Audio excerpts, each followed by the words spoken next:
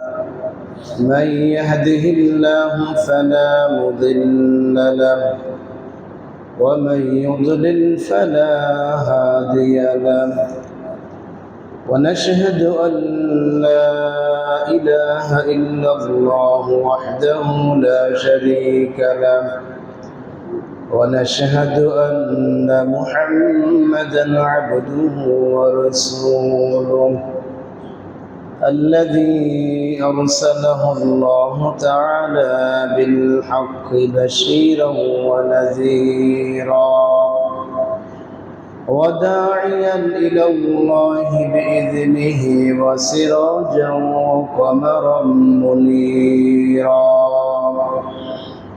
فقد قال الله تعالى في كلامه المجيد والفرقانه الحميد أعوذ بالله من الشيطان الرجيم بسم الله الرحمن الرحيم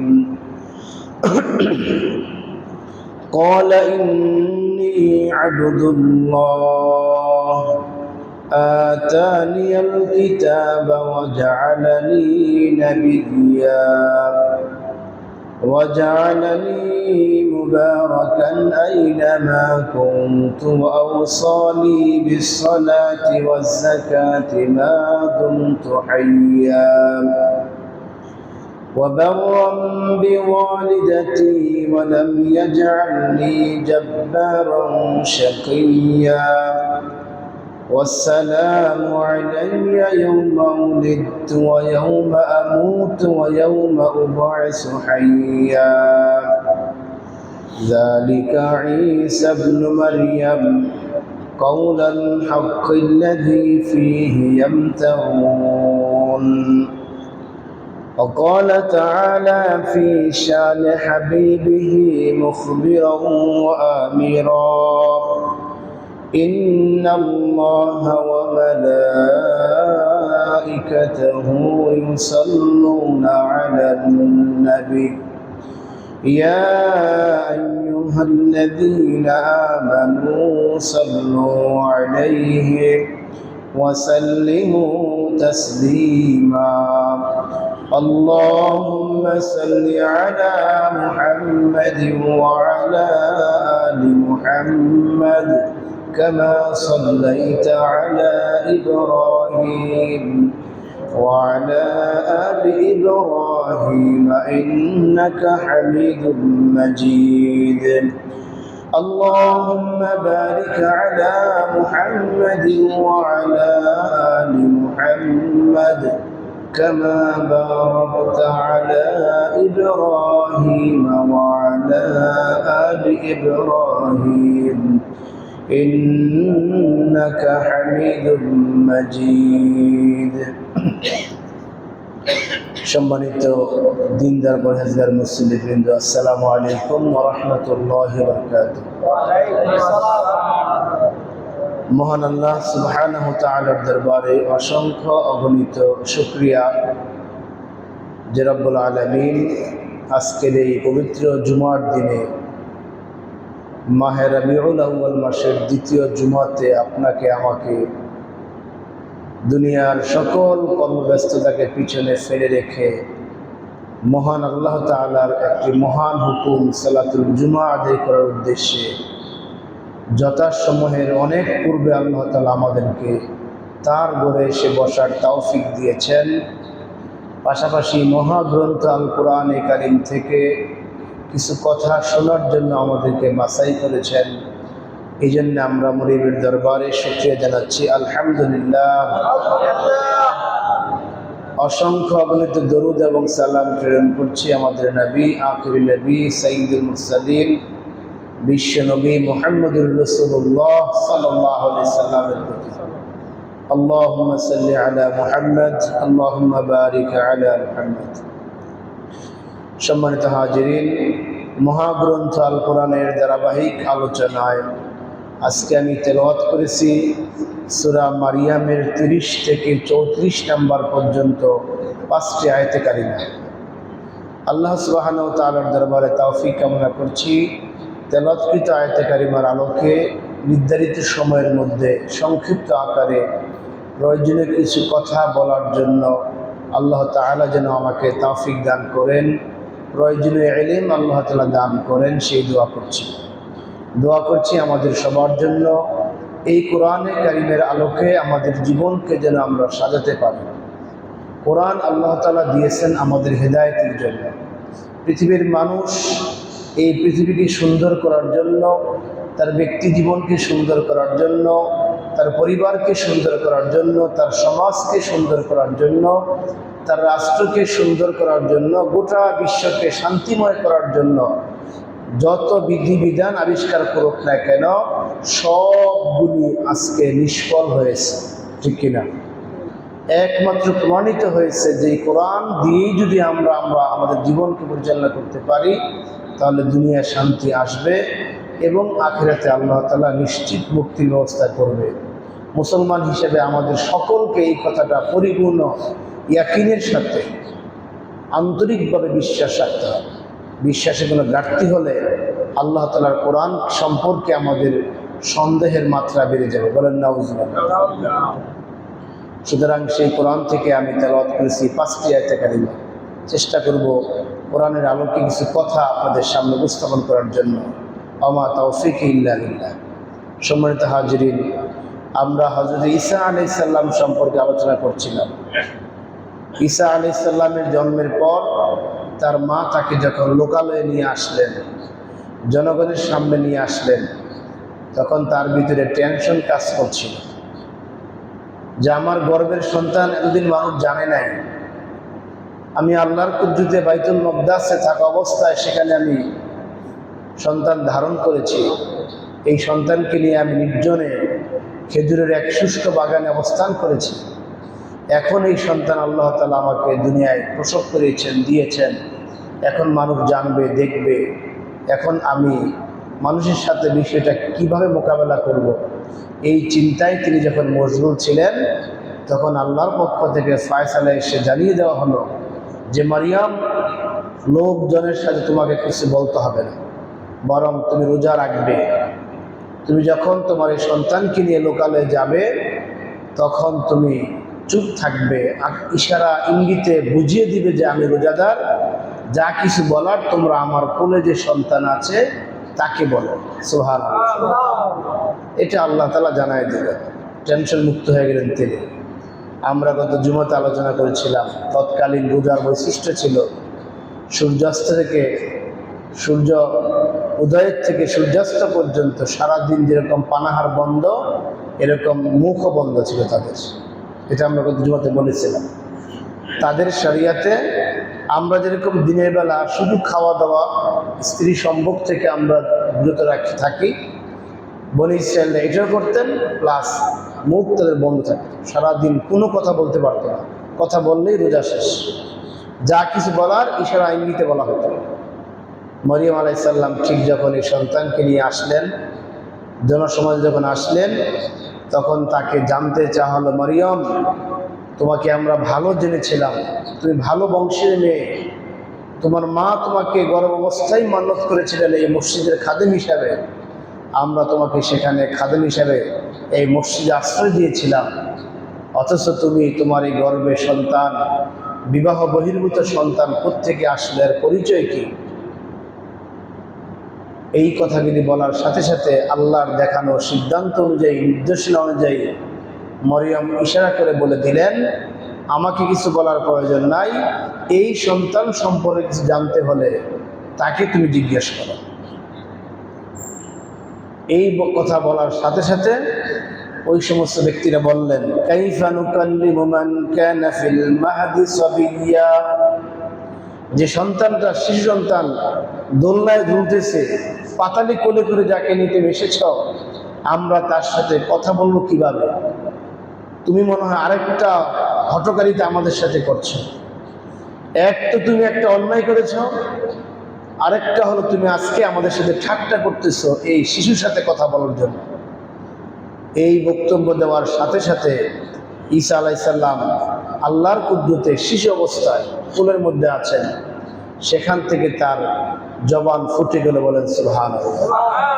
তিনি তার মায়ের পবিত্রতা ঘোষণা দিয়ে বলতে লাগলেন, ক্বালা ইন্নী আবদুল্লাহ, হে আমার জাতিরা, তোমরা শুনে রেখো, আমার মা সম্পর্কে তোমরা যে খারাপ ধারণা করছো, তোমাদের এই ধারণা মোটেই সঠিক নয়।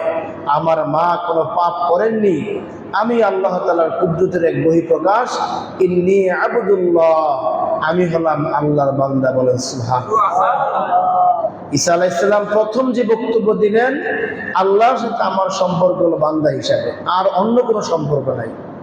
দুনিয়ার প্রত্যেকটা সৃষ্টি বস্তু, সে মানুষ হোক আর জিন হোক আর অন্য জাতি হোক, প্রত্যেকটা সৃষ্টি বস্তুর সাথে আল্লাহর সাথে সম্পর্ক হলো, আল্লাহ হলেন খালেক আর সব হলেন মাখলুক, ঠিক কিনা? এখানে কোনোভাবেই অন্য কোনো পরিচয় এখানে দেওয়া যাবে না। আল্লাহ হলো আমাদের খালেক, আমরা কি তার মাখলুক। তিনি রহমান, আমরা আব্দুর রহমান, তার বান্দা। তিনি রাজ্জাক, আমরা আব্দুর রাজ্জাক, তার সেই রাজ্জাকের বান্দা আমরা। তিনি হুকুমদাতা, আমরা হুকুমের গোলাম, হুকুম পালন করতে আমরা বাধ্য।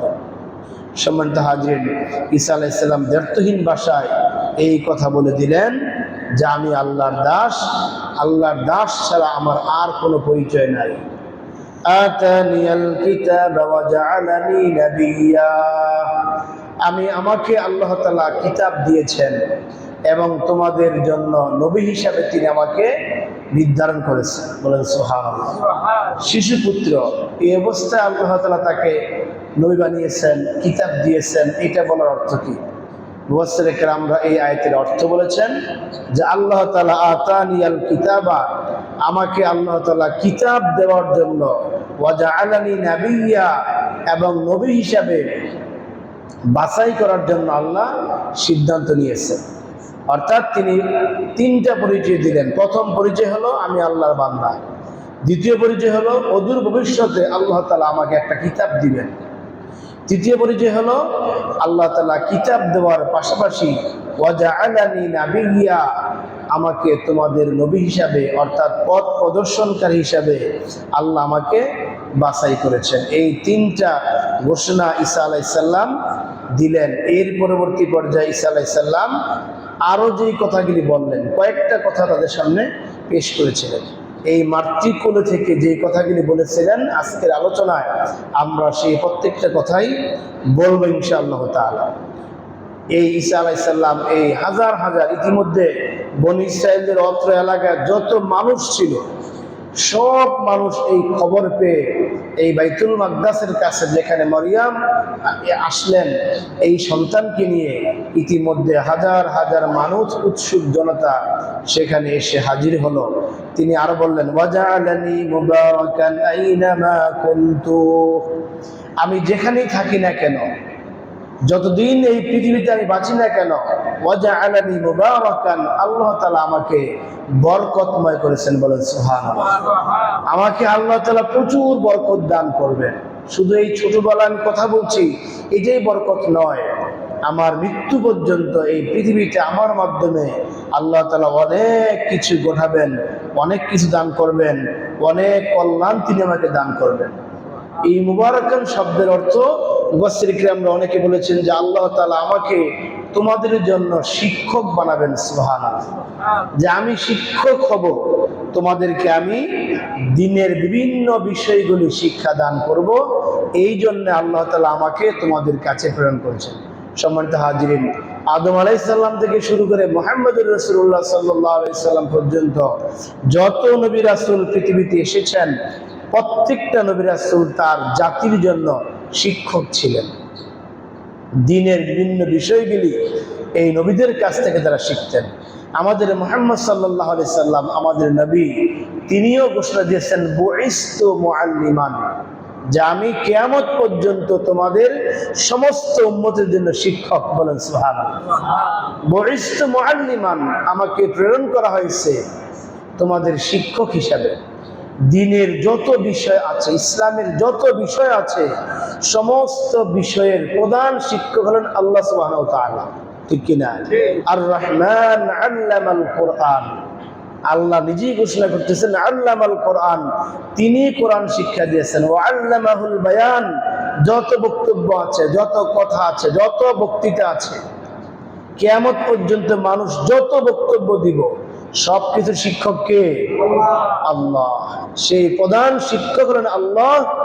তার পক্ষ থেকে মুহাম্মদ সাল্লাল্লাহু আলাইহি সাল্লামকে আল্লাহ তাআলা সেই শিক্ষকতার দায়িত্ব দিয়েছেন। সুবহানাল্লাহ।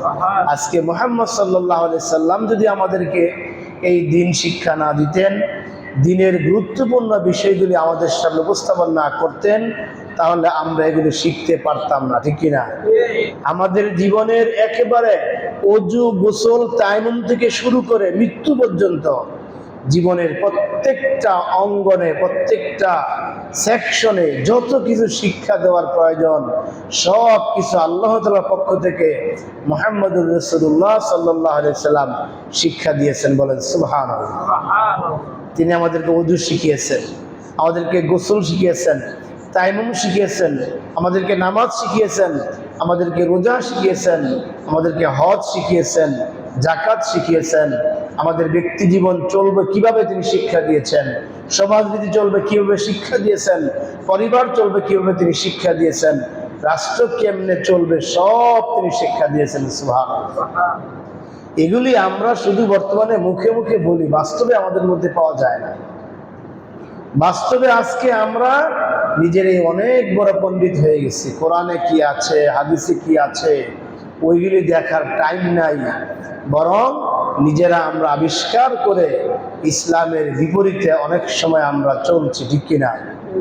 ইসলাম থেকে শিক্ষা গ্রহণ করতে আমরা অনেক সময় আগ্রহী নই। সম্মানিত হাজিরিন, ওয়াজআলানি মুবারাকান আইনামা কুনতু, যেখানে আমি থাকি না কেন আমাকে আল্লাহ তাআলা বরকতময় করেছেন। এই বরকতের একটা অর্থ হলো শিক্ষক, আরেকটা অর্থ করেছেন মুফাসসিররা আমরা, যে যেখানেই তিনি থাকেন না কেন নাহি আনিল মুনকার, অসৎ কাজে নিষেধ করবেন, এবং তিনি মানুষকে তা'মুরুনা বিল মা'রুফ, সৎ কাজের আদেশ করবেন।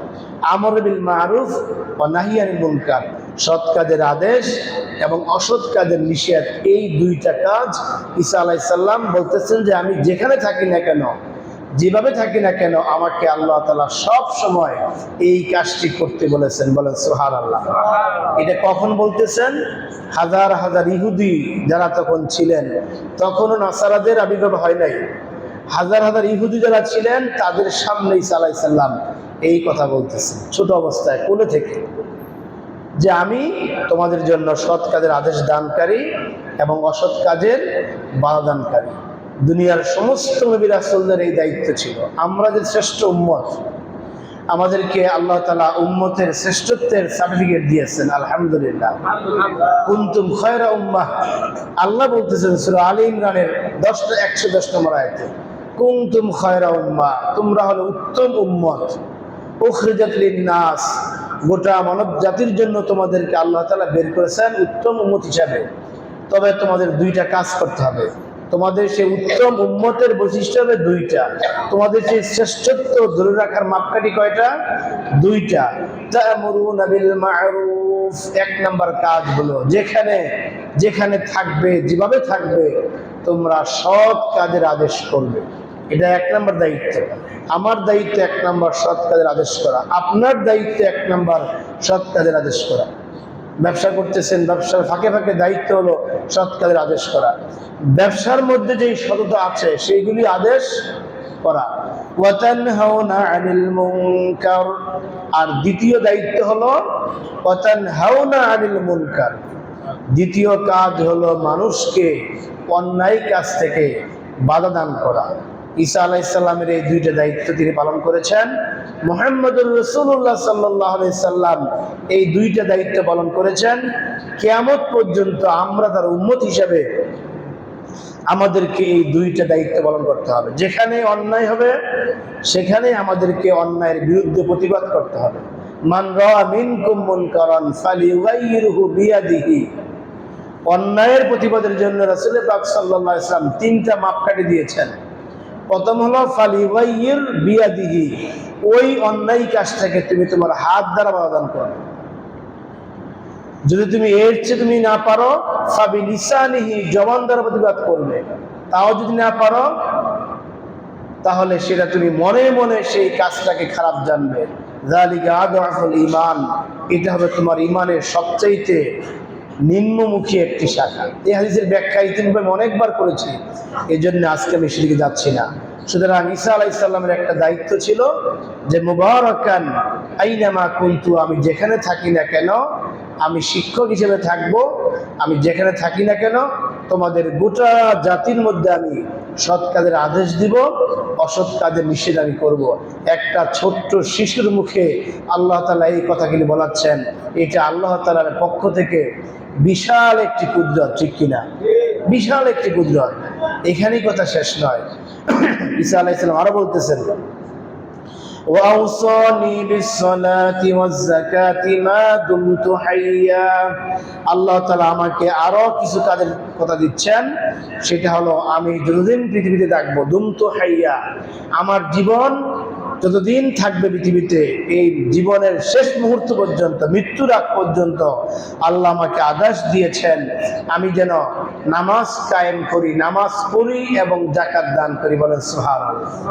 অর্থাৎ আল্লাহ এটা আমাকে বলতেছেন যে ঈসা, তুমি নবী হও আর যাই কিছু হও না কেন, তোমার পরিচয় হলো তুমি আমার বান্দা। তোমার দুইটি কাজ করতে হবে, সেই দুইটি নির্ধারিত কাজ হলো তুমি মানুষকে সৎ কাজের আদেশ দেওয়ার পাশাপাশি তোমার কাজ হলো মৃত্যুর আগ পর্যন্ত তুমি আল্লাহর পক্ষ থেকে নির্ধারিত ফরজ নামাজগুলি আদায় করবে এবং ফরজ যাকাতগুলি তুমি দান করবে। বলেন সুবহানাল্লাহ। রাসূল পাক সাল্লাল্লাহু আলাইহি সাল্লামকেও আল্লাহ তাআলা এরকম একটা স্পেশাল বিশেষ নির্দেশনা দিয়েছিলেন, যেটা সূরা হিজরের শেষ আয়াত, 99 নম্বর আয়াত। এখানে আমরা আলোচনা করেছিলাম এই সূরা হিজরের শেষ আয়াতে আল্লাহ বলতেছেন, ওয়া'বুদ রাব্বাকা হাত্তা ইয়াতিয়াকাল ইয়াকিন। হে আমার প্রিয় হাবিব, আপনার চূড়ান্ত সময়টা আসা পর্যন্ত আপনি আপনার রবের দাসত্ব করুন। বলেন সুবহানাল্লাহ। আল্লাহ রাসূলকে বলতেছেন, যাকে সৃষ্টি না করলে আল্লাহ তাআলা দুনিয়ার কিছু সৃষ্টি করতেন না। সুবহানাল্লাহ। যিনি হলেন সৃষ্টির সেরা, সেই মহামানব মহান মানুষকে আল্লাহ বলতেছেন, ওয়া'বুদ রাব্বাকা, আপনি আপনার রবের দাসত্ব করুন, হাত্তা ইয়াতিয়াকাল ইয়াকিন, আপনার নির্ধারিত চূড়ান্ত সময়টি আসা পর্যন্ত আপনি দাসত্ব করুন। অর্থাৎ আপনার রবের জন্য সালাত কায়েম করুন, রবকে সিজদা করুন, রুকু করুন, আপনি দান খয়রাত করুন। অর্থাৎ আমল বলতে যা বুঝায় আপনি সব কিছু করুন। কার প্রতি আল্লাহর নির্দেশ? মুহাম্মদুর রাসূলুল্লাহ সাল্লাল্লাহু আলাইহি সাল্লামের প্রতি আল্লাহর নির্দেশ। আমরা এই আয়াতের বাস্তবায়ন পাই তার জীবনের শেষ মুহূর্ত পর্যন্ত, যখন তিনি মসজিদ নববীতে হেঁটে যেতে পারছেন না, সোজা হয়ে দাঁড়াতে পারছেন না, সাহাবীদের কাঁধে ভর করে তিনি আস্তে আস্তে হেঁটে হেঁটে তিনি মসজিদ নববীতে গিয়ে জীবনের শেষ সালাত তিনি আদায় করেছিলেন। বলেন সুবহানাল্লাহ। অর্থাৎ জীবনের শেষ মুহূর্ত পর্যন্ত আল্লাহর বন্দিগি থেকে তিনি নিজেকে মুক্ত রেখেন নাই, অর্থাৎ মুক্ত রেখেছেন। শেষ মুহূর্ত পর্যন্ত তিনি আল্লাহর দাসত্ব করেছেন, আল্লাহর বন্দিগি করেছেন নামাজের মাধ্যমে, বিভিন্ন আমলের মাধ্যমে। অথচ আজকে আমরা রাসূলের উম্মত হয়ে আমাদের মধ্যে অনেক এরকম একদল আছে যারা বক্তব্য দিয়ে থাকেন নামাজের প্রয়োজন নাই, আল্লাহর দাসত্বের প্রয়োজন নাই, আমরা মারিফাত হাসিল করে আল্লাহকে পেয়েছি। বলেন নাউজুবিল্লাহ। আসেনি একদম? আছে। এই যে গেল পরশুদিন এই মিলাদুন নবী হিসাবে এর নাম দিয়েছে ঈদে মিলাদুন নবী। এই নামটার মধ্যেই বেদাত নিশ্চিত একটি নাম। এর নাম হবে শুধু মিলাদুন নবী। কি নাম হবে? শুধু মিলাদুন নবী। ঈদ শব্দটা যোগ হবে না। মুসলমানদের ঈদ হলো দুইটা ঈদ। কোরআন হাদিস স্বীকৃত ঈদ কয়টা? দুইটা ঈদ। একটা হলো ঈদুল ফিতর, 1 মাস সিয়াম সাধনা করার পর, এবং এই প্রথম রোজা যখন আল্লাহ রাসূল রাখলেন, ওই রোজার 17তম দিনে বদরের যুদ্ধ হয়েছিল। আপনাদের জানা থাকার কথা ইতিহাস। ওই রোজার 17তম দিবসে আল্লাহ তাআলার পক্ষ থেকে সত্য মিথ্যার ফয়সালাকারী হিসাবে বদরের প্রান্তে মুসলমান সৈন্য সংখ্যা 313 জন, নিরস্ত্র, কোন অস্ত্র তাদের হাতে ছিল না, খেজুরের ঢালা ছিল, শুকনা ডালা ছিল। এই নিরস্ত্র মুসলমানরা তৎকালীন যুদ্ধ বিদ্যায় সশস্ত্র প্রশিক্ষিত 1000 কুরাইশ বাহিনীর সাথে বিজয় অর্জন করেছিলেন, এইটার শুকরিয়া আদায় করার জন্য রাসূল পাক সাল্লাল্লাহু আলাইহি ওয়াসাল্লাম শাওয়াল মাসের 1 তারিখে উন্মুক্ত ময়দানে আল্লাহকে খুশি করার জন্য 2 রাকাত নামাজ আদায় করেছিলেন, ঠিক কিনা? এটা হলো 1 নম্বর ঈদ। আর দ্বিতীয় ঈদ হলো ঈদুল আযহা। দুইটা কারণে। ইব্রাহিম আলাইহিস সালাম ফাজিবহুন আযীম, সর্বোচ্চ আল্লাহকে স্যাক্রিফাইস করেছিলেন নিজের সন্তানকে কুরবানি করার মাধ্যমে। এই একটা উদ্দেশ্য।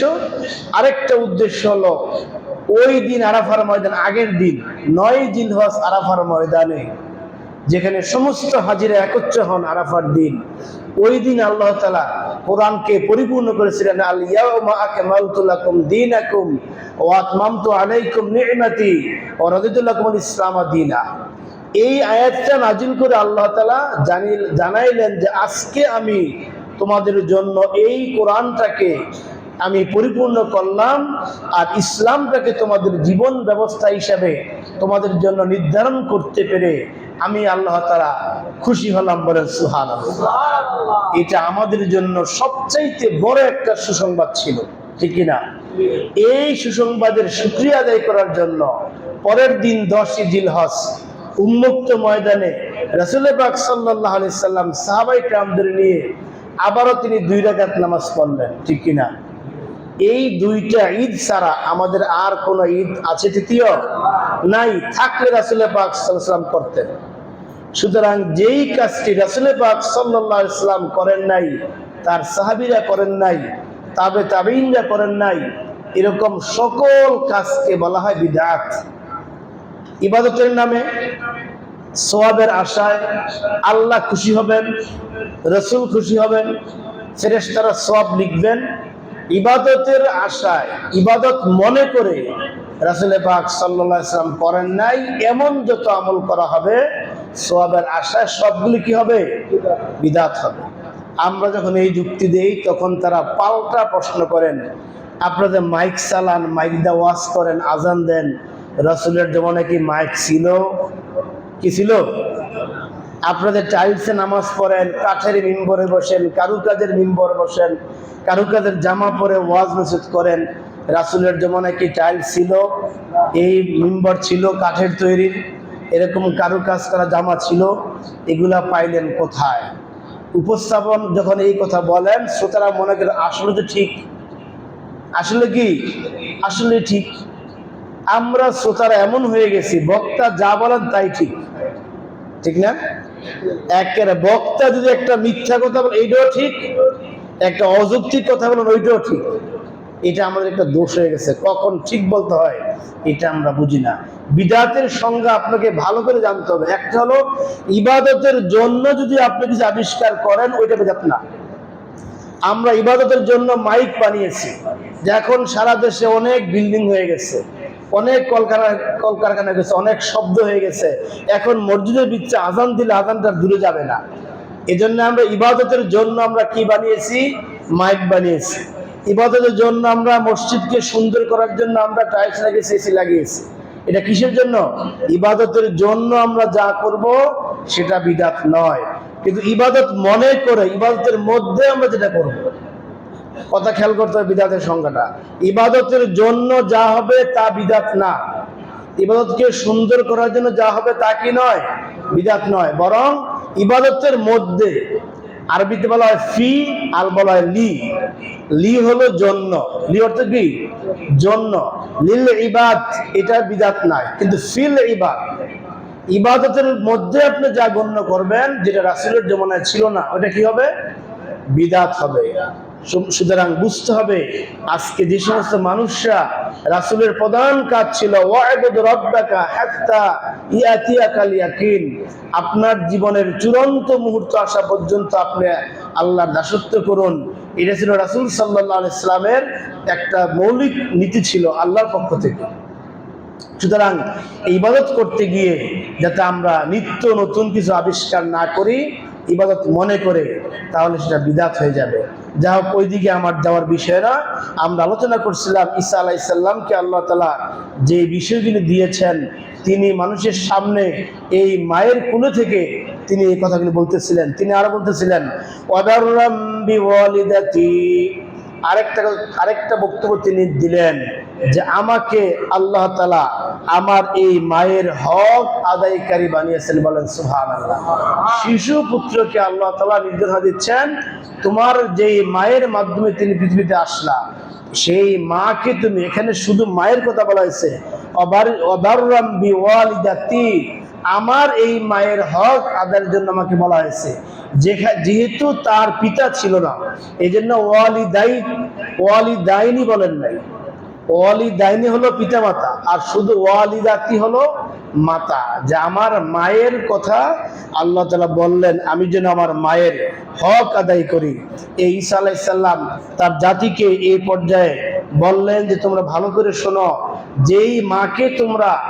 যেই মায়ের বিরুদ্ধে বিভিন্ন অপবাদ দিচ্ছ, শুনে রাখো আমার এই মা কোনো সাধারণ মা নয়, বরং আল্লাহ তাআলা তার দাসত্ব করার পরেই, নামাজ আদায় করার পরেই, যাকাত দেওয়ার পরেই আল্লাহ তাআলা আমাকে আদেশ দিয়েছেন আমি যেন আমার এই মায়ের সেবা করি, মায়ের অনুগত থাকি, এই মায়ের ব্যাপারে যেন আমি যত্নবান হয়ে। বলেন সুবহানাল্লাহ। পৃথিবীতে সকল নবীদের শরীয়তে আল্লাহ তাআলার দাসত্বের পর যার সাথে ইহসান করার কথা বলেছেন, যার সাথে উত্তম আচরণ করার কথা বলেছেন, সেটা হলো প্রত্যেকের জন্মদাতা পিতা মাতা। বলেন সুবহানাল্লাহ। ঈসা আলাইহিস সালামকে আল্লাহ তাআলা এই আদেশ দিলেন যে আমি আল্লাহর দাসত্ব করার পর তোমার যেই কাজটা হবে, সেই কাজটা হবে তোমার এই মায়ের সেবা করা। আমাদেরকেও আল্লাহ তাআলা এমন বক্তব্য দিয়েছেন, ওয়া ক্বাদা রাব্বুকা আল্লা তা'বুদু ইল্লা ইয়াহু ওয়া বিল ওয়ালিদাইনি ইহসানা। সূরা বনী ইসরাঈলের 23 নম্বর আয়াতে আল্লাহ তাআলা বলতেছেন তোমাদের জন্য তোমাদের রব একটা নির্দেশনা দিচ্ছেন, একটা ফরমান জারি করতেন। সেটা কি? আল্লা তা'বুদু ইল্লা ইয়াহু, তাকে ছাড়া কার দাসত্ব করা যাবে না। এটা প্রথম নির্দেশনা। কি করতে হবে? দাসত্ব করতে হবে কার? একমাত্র আল্লাহর। এরপরে তোমার যেই কাজটা হবে ওয়া বিল ওয়ালিদাইনি ইহসানা, তোমাদের পিতামাতার প্রতি ইহসান করা। এখানে অনেক কথা আল্লাহ তাআলা এই আয়াতে বলেছেন। সূরা নিসার 36 নম্বর আয়াতে আল্লাহ বলতেছেন ওয়াবুদুল্লাহ ওয়া লা তুশরিকু বিহি শাইআ, আল্লাহর দাসত্ব করো, তার সাথে কাউকে শরীক করো না। ওয়া বিল ওয়ালিদাইনি ইহসানা, পিতামাতার সাথে উত্তম আচরণ করো। বলেন সুবহানাল্লাহ। কোরআনে বহু জায়গায় আল্লাহ এই কথা বলেছেন। সূরা লোকমান আল্লাহ বলতেছেন আনিশকুরলি ওয়া ওয়ালিদাতি ওয়া ওয়ালিদাইকা ইলাইয়াল মাসীর, আমি আল্লাহর কৃতজ্ঞতা করো আর পিতামাতার কৃতজ্ঞতা করো। সুবহানাল্লাহ। একবারে মাঝখানে আর কোনো শব্দ আল্লাহ ব্যবহার করেন না। বলছেন কি? আনিশকুরলি, আমার কৃতজ্ঞতা প্রকাশ করো, ওয়ালি ওয়ালিদাইকা, এবং তোমার পিতামাতার কৃতজ্ঞতা প্রকাশ করো। অর্থাৎ আল্লাহ তাআলা পিতামাতার মর্যাদাকে আল্লাহর পরেই বান্দার জন্য দিয়েছেন। সুবহানাল্লাহ। হাদিসে অনেক বর্ণনা আসতেছে। রাসূল পাক সাল্লাল্লাহু আলাইহি ওয়াসাল্লাম বলেছেন আন আব্দুল্লাহ ইবনে উমর রাদিয়াল্লাহু তাআলা আনহু قال قال رسول الله صلى الله عليه وسلم رضا الله ورضا الوالدين, আল্লাহ রাসূল বলতেছেন পিতা মাতার সন্তুষ্টির মধ্যেই রয়েছে আল্লাহর সন্তুষ্টি। সুবহানাল্লাহ। তোমার উপর তোমার পিতা মাতা সন্তুষ্ট, তোমার উপর তোমার আল্লাহ সন্তুষ্ট। ওয়াসাখাতুল্লাহ, আর আল্লাহ তাআলা অসন্তুষ্ট রয়েছে ফি সাখাতিল ওয়ালিদাইন, পিতা মাতার অসন্তুষ্টির মধ্যে। এইভাবে অনেক কথা বলেছে। অন্য হাদিসে আসছে আন্না রাজুলান সালা আন্না রাজুলান ক্বালা ইয়া রাসূলুল্লাহ, একজন ব্যক্তি এসে রাসূলকে প্রশ্ন করলেন মা হাক্কুল ওয়ালিদাইন আলাইয়া, সন্তান হিসাবে আমার পিতামাতার উপর আমার কি অধিকার আছে, আমি তাদের জন্য কি করতে পারি? আল্লাহ রাসূল সাল্লাল্লাহু আলাইহি ওয়াসাল্লাম এক কথা জবাব দিলেন ক্বালা হুমা জান্নাতুকা ওয়া নারুকা, তারা তোমার জান্নাত অথবা তারা তোমার জাহান্নাম। সুবহানাল্লাহ। অর্থাৎ পিতামাতার সাথে উত্তম আচরণ করতে পারলে, তাদেরকে সন্তুষ্ট রেখে তুমি দুনিয়া থেকে বিদায় হতে পারলে, অথবা তারা বিদায় হয়েছে সে অবস্থায়, যে অবস্থায় তোমার আচার আচরণ ব্যবহারে তোমার উপর সন্তুষ্ট ছিল, তারা হলো তোমার জন্য জান্নাত। বলেন সুবহানাল্লাহ। আবার এর বিপরীতটা, তারা চলে গেছে বা তুমি চলে গেছো, কিন্তু পিতামাতা তোমার উপর অসন্তুষ্ট ছিল, গোসা ছিল, রাগ ছিল, তাদের মনকে তুমি যুগে চলতে পারো নাই, তাদের বাধ্য হয়ে তুমি চলতে পারো নাই, তাদের অবাধ্য হয়ে তুমি তোমার জীবনকে চালিয়েছ, হুমা নারুকা, তারা তোমার জন্য জাহান্নাম। বলেন নাউজুবিল্লাহ। আজকে আমরা এরকম একটা অবস্থানে আছি। আজকে ম্যাক্সিমাম গার্জিয়ানদের বক্তব্য হলো যে আমার সন্তান আমার কথা শুনে না, ঠিক কিনা? বিশেষ করে যাদের সন্তানের বয়স 18 থেকে 30-এর মধ্যে, এরকম পিতামাতা যারা আছেন, তারা আজকে সবচাইতে বেশি পেরেশান, সবচাইতে বেশি টেনশন হলেন প্রত্যেকে তার সন্তানদেরকে নিয়ে, যে সন্তানগুলি এখন আর আমাদের কথা মতো চলছে না। আমরা যেভাবে আমাদের পিতামাতাকে সম্মান করেছি, আমাদের পূর্ববর্তীরা যেরকম পিতামাতাকে সম্মান করেছে, আমাদের এই নেক্সট জেনারেশন, এই 3G যারা বর্তমানে আছে, তারা আমাদেরকে ওইভাবে তারা সেই সম্মান করছে না, ঠিক কিনা? এর একটা কারণও আছে, রাসূল পাক সাল্লাল্লাহু আলাইহি ওয়াসাল্লাম এই সন্তান পৃথিবীতে আসার আগেই প্রত্যেক উম্মতকে এই মর্মে আহ্বান করেছিলেন, তুমি একটা নেককার, পরহেজগার, আল্লাহওয়ালা ব্যক্তিকে এবং উচ্চ বংশ মর্যাদা সম্পন্ন একটা শিক্ষিত মেয়েকে তোমার স্ত্রী বানাও। এটা প্রথম ফরমান ছিল। অনেকে আমরা এটা করতে পারি নাই। স্ত্রী নির্বাচন করতে গিয়ে আমরা আল্লাহ রাসূলের বিধানকে ফলো করতে পারি নাই। সন্তান হওয়ার পর আল্লাহ রাসূলের বিধান ছিল 7 দিনের দিন তার মাথার চুল কেটে তার একটা সুন্দর ইসলামী নাম রেখে তার পক্ষ থেকে একটা আকিকা দাও। এই কাজটা অনেকে করতে পারে নাই। এরপরে ফরমান ছিল, এই সন্তানের বয়স যখন 7 বছর হয়, মুরু আওলাদাকুম ফিস সালাতি ওয়া হুম আবনা 6 সিনিন, যখন তার বয়স 7 বছর হয়, তাকে বুঝিয়ে আদর করে তোমার সাথে ধরে ধরে নিয়ে তাকে মসজিদে নিয়ে যাও, নামাজের আহ্বান করো। অনেকে আমরা এই কাজটা করতে পারি নাই, ঠিক কিনা? এরপরে ছিল আদেশ কি, যখন তার বয়স 10 হয়ে যায়, তোমার সে অবাধ্য লক্ষণ তার মধ্যে দেখা যাচ্ছে, নামাজ পড়ে না, অদ্রিবহুম, এখন তাকে প্রহার করো, মাইর দাও।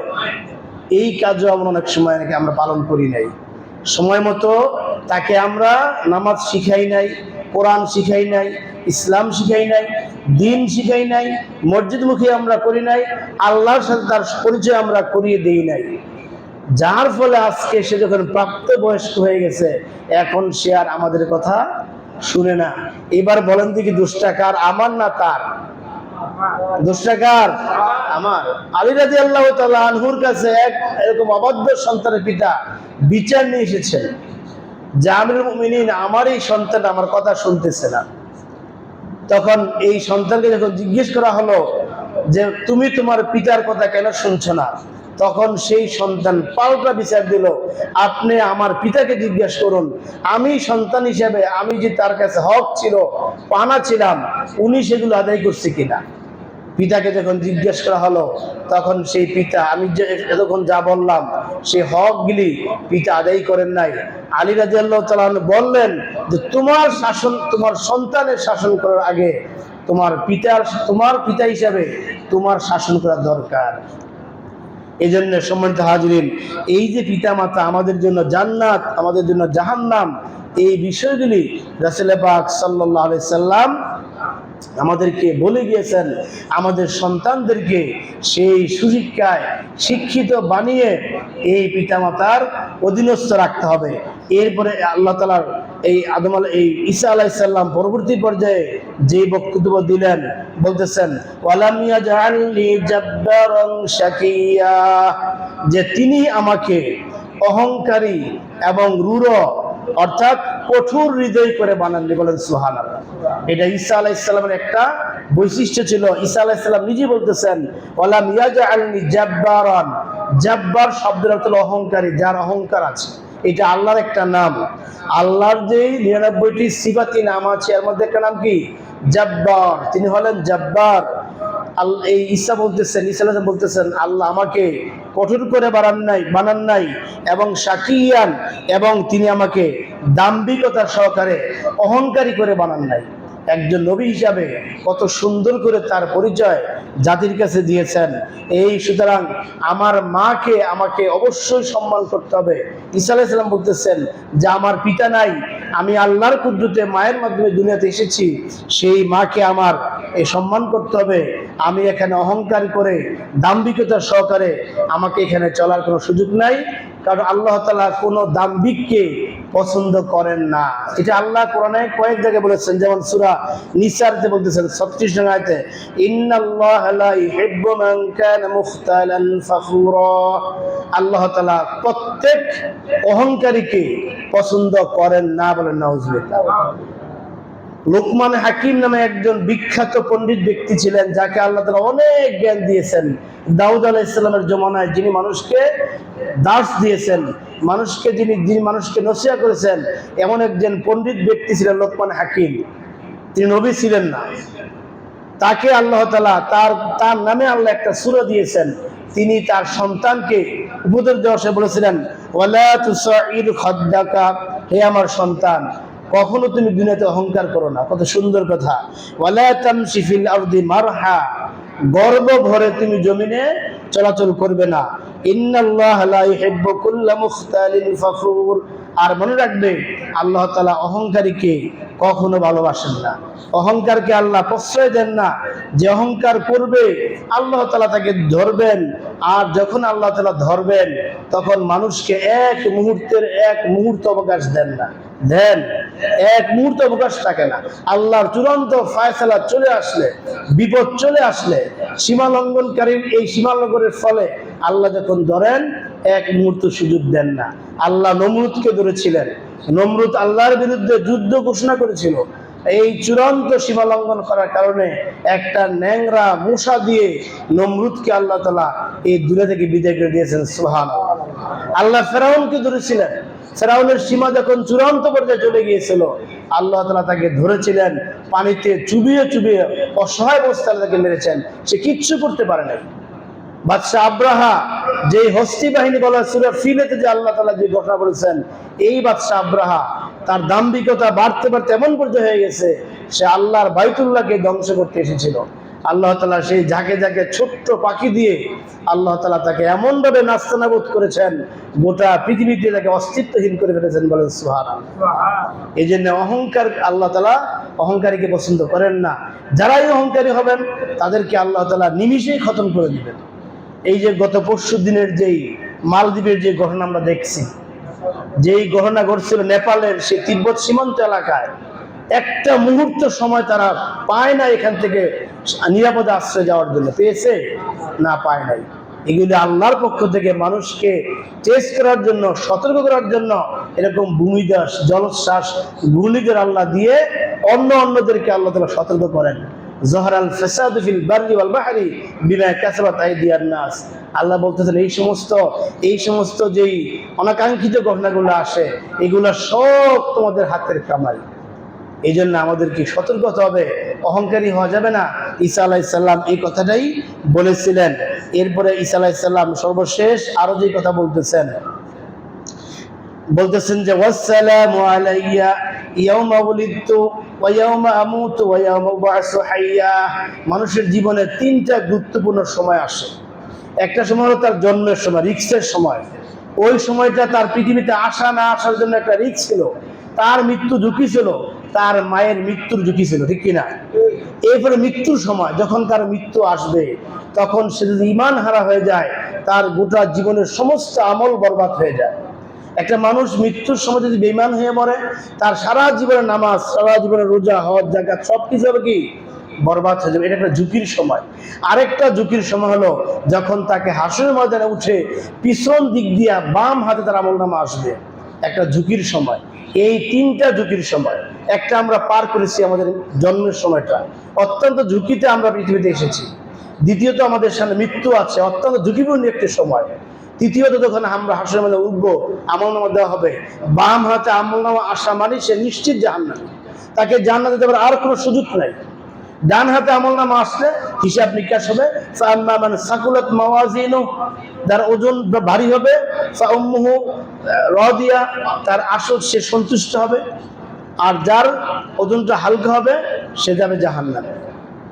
সুতরাং এই তিনটা ঝুঁকিপূর্ণ সময়ের ব্যাপারে ঈসা আলাইহিস সালাম তার পক্ষে তিনি আল্লাহর কাছ থেকে এই বাণী পেয়ে গ্যারান্টি দিচ্ছেন যে ওয়াসসালামু, আমি নিরাপদ আছি, আলাইয়া, আমার উপর, ইয়াউমা উলিদতু, যেদিন পৃথিবীতে এসেছি আমি ওই দিন নিরাপদ ছিলাম, ওয়া ইয়াউমা আমুতু, যেদিন আমার মৃত্যু হবে ওই দিন আমি নিরাপদ থাকবো, ওয়ায়াউবাসু হাইয়া, এবং যেদিন আমি আল্লাহর হুকুমে কবর থেকে উঠব ওই দিন আমি কি থাকবো?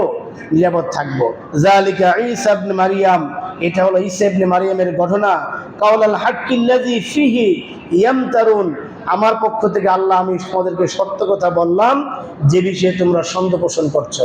সম্মানিত হাজিরিন, আপনাদের মনে থাকার কথা, প্রথম এই সূরা মারিয়াম যেদিন আমি শুরু করেছিলাম এর সারণীতে বলেছিলাম যে মক্কা থেকে মুসলমানরা নির্যাতনে অতিষ্ঠ হয়ে আবিসিনিয়ায় যখন তারা বাদশাহ নাজ্জাশীর দরবারে হিজরত করতে গিয়েছিলেন, এই বাদশাহ নাজ্জাশীর দরবারে দাঁড়িয়ে জাফর ইবনে আবু তালেব, আলী রাদিয়াল্লাহু তাআলা আনহুর ভাই, তিনি এই তাদের সেই বাদশার দরবারে দাঁড়িয়ে বক্তব্য দেওয়ার ক্ষেত্রে কোরআনের এই সূরা মারিয়ামের একটা অংশ তেলাওয়াত করে শুনিয়েছিলেন। এই কারণে বাদশাহ নাজ্জাশী ছিল খ্রিস্টান। ঈসা আলাইহিস সালাম সম্পর্কে, মারিয়াম সম্পর্কে তাদের কাছে সেই তাদের নিজ হাতে তৈরি করা তাওরাত এবং ইনজিলের মাধ্যমে বিভিন্ন ভ্রান্তি তত্ত্ব ছিল। সেই ভ্রান্ত তথ্যগুলিকে খণ্ডন করে আল্লাহ তাআলার পক্ষ থেকে সঠিক তথ্যটা এই শোনায় দিলেন ঈসা আলাইহিস সালাম সম্পর্কে। যালিকা ঈসা ইবনে মারইয়াম, এটা ঈসা ইবনে মারইয়ামের কাহিনী। কাউলাল হাক্কি, এটা সত্য কথা। আল্লাযী ফীহি, যেই কথার ব্যাপারে ইয়ামতারুন, আপনারা মানে বাদশাহ নাজ্জাশী কি বলতেছে, আপনারা খ্রিস্টানরা যেই কথার ব্যাপারে বিভিন্ন সন্দেহ করেন, আল্লাহ তাআলা সেই কথাগুলি আমরা আল্লাহর পক্ষ থেকে শুনে দিলাম। সম্মানিত হাজিরিন, কোরআনের মধ্যে আল্লাহ তাআলা এই ঘোষণাগুলি দেওয়ার কারণে আমরা এই কোরআন থেকে আপনাকে সেই কথাগুলি বলে দিলাম। ঈসা আলাইহিস সালাম যে মিশন নিয়ে দুনিয়াতে এসেছিলেন, তাকে আল্লাহ তাআলা যে মিশন দিয়েছিলেন, এর মধ্যে আমরা পাঁচটা জানতে পারলাম। 1 নাম্বার, তাকে বলা হয়েছিল নামাজ পড়ার জন্য।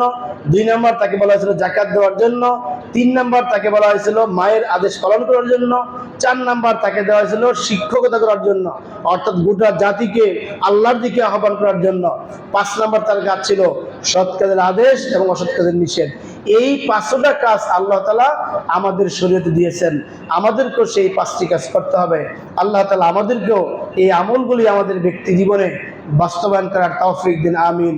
ওয়া আখিরু দাওয়ানা আলহামদুলিল্লাহি রাব্বিল আলামিন।